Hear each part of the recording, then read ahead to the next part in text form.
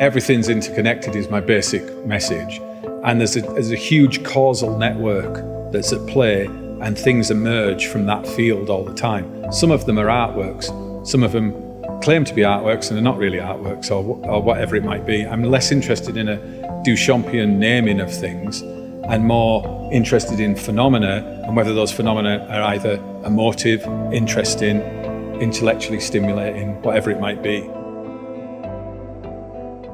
When I first visited Serlachius, it reminded me very much of the Louisiana Museum in Denmark, which I really love, and I did a show in about 2006 in. So I immediately fell in love with the space. And it just offered a great opportunity to put together a body of work which maybe was about a subject that's been running through my work all along, but hasn't really been focused on, which is that of generative systems and an underlying kind of probabilistic, chaotic substrate to the universe. And because it's not really a retrospective where every single body of work is being shown, and it's neither a live show where you're just doing your newest work, it's a really nice space to begin to just focus on some of these bigger themes in a handful of works. So I'm really pleased with it. I think that the world is a lot bigger than any particular idiosyncrasy I have, or any fetish, visual fetish. So I want to make things that are a lot more integrated with the world. Self-expression, this is an expression of my view of the world, but it's not an expression of my personal tastes. It's much more about how all of us are integrated and interdependently involved with the wider world around us. We don't ask for our parents, we don't ask for our language, we don't ask for our history. Those things are given to us. And then furthermore, when we go out and do things in the world, we can't control how the meaning is perceived. So for me, every new piece of work is a new opportunity to deal with the universe again. Yeah, so Hello World was the first attempt I made at trying to automate the ideas part of art production. I mean, we were learning about Warhol and post-structuralist thinking and death of the author at art college, and I wanted to make something that automated the idea stage of it. So I picked the simplest possible program I could do, and it was just 2 marks. I was going to say hello world, which is the first phrase you would put in any programming language, and my own handprint. And I just randomized the location of where those would start. I was hoping that there would be very odd places, but it turned out to be quite simple. It picked the text at the top and the hand at the bottom, but that's randomity. It doesn't always look random. So the computer picked that, I made the piece, and now, as my work's gone on over the years, it stands as a bit of an emblem to the marriage of like computers, systems, automation, and humans, and self-expression and cave painting. So it's one of those fortunate things that became more significant as it went on. I mean, it was in the back of my studio for years, just as something I did when I was at college. That work, Shadows from a Higher Dimensional Space, is a work that deals with extra dimensions other than the 4 dimensions we exist in of space, 3 of space and 1 of time. We can have higher dimensions in mathematics. So it's a kind of shadow cast in 3D in the same way we would have a 2-dimensional shadow of a 3-dimensional object. This is a 3-dimensional shadow of a 4 and greater dimensional object. But that space that it comes from may not be geometrical dimensions. It could be probabilistic dimensions, or it could be possibilities in some kind of network.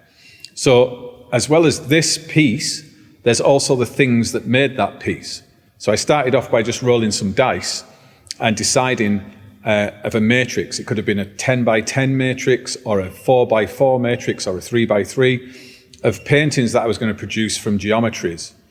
I made these simple geometries and then made separate paintings for each of those. And then one of those paintings was selected to be the form of the sculpture.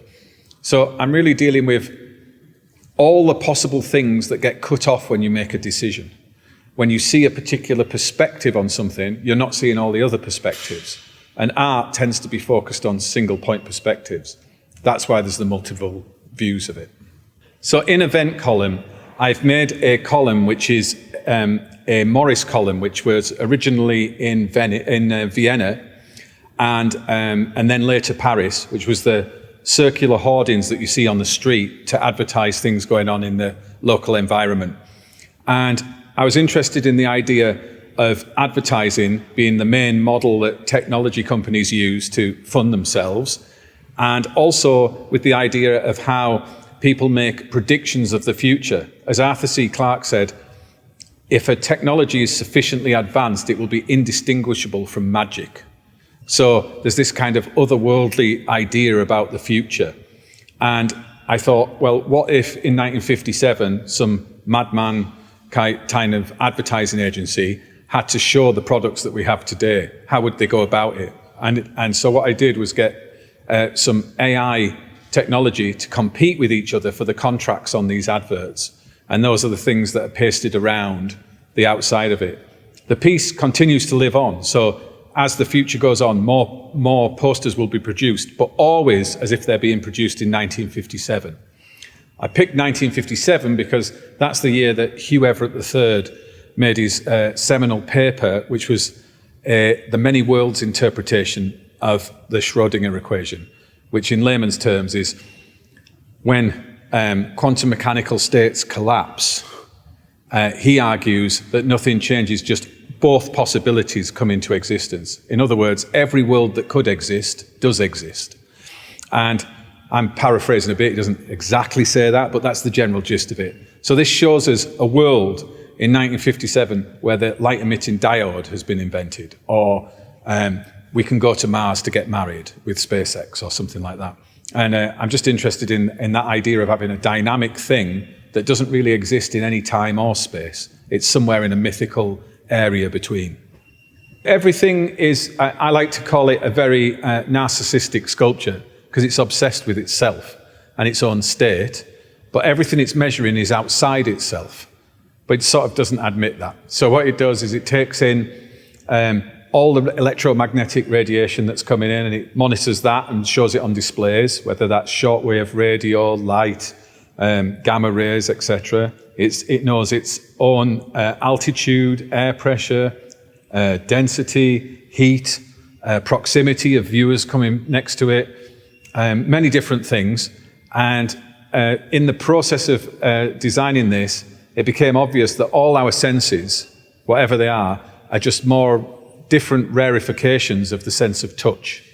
So when you see something, it's the photons hitting your retina and then touching the retina and then the signal being sent to the brain. Smells are molecules hitting olfactory sensors inside the nose.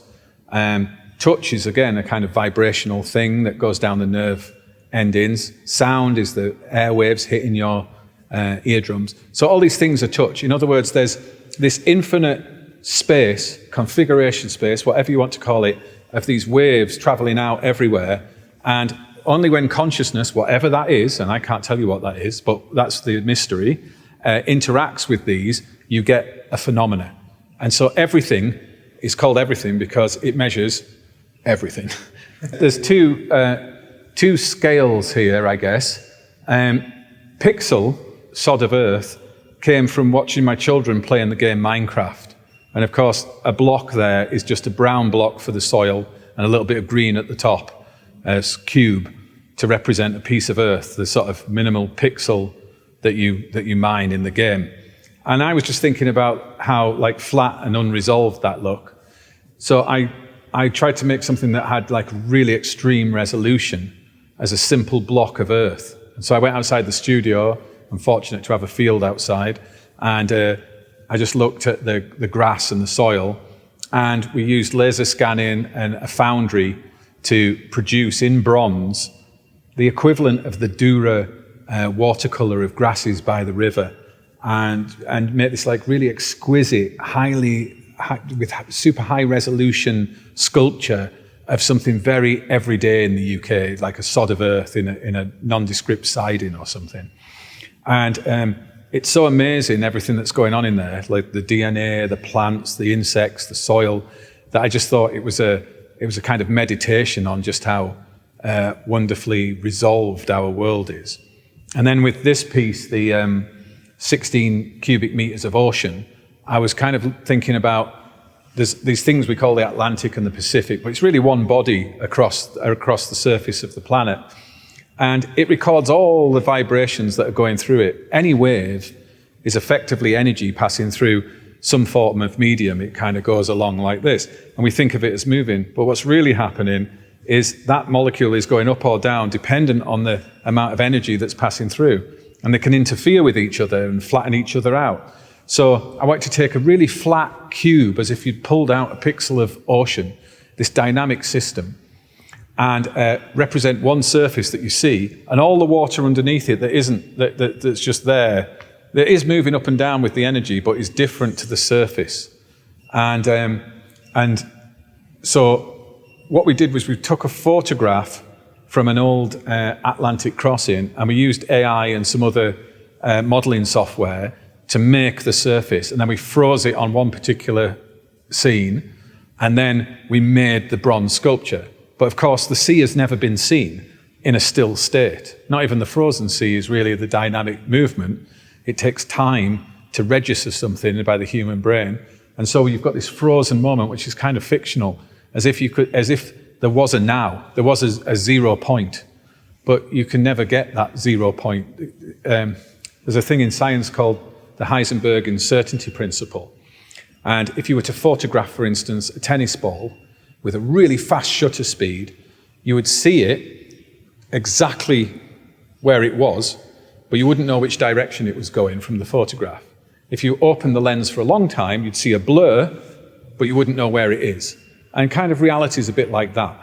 To have a block like this of absolutely static version of a dynamic system, to me was the age-old problem of every artist. How do you paint the dynamism of life? How do you freeze something in a state? I really like the back of it, actually, because the surface, of course, is wonderful with the waves moving.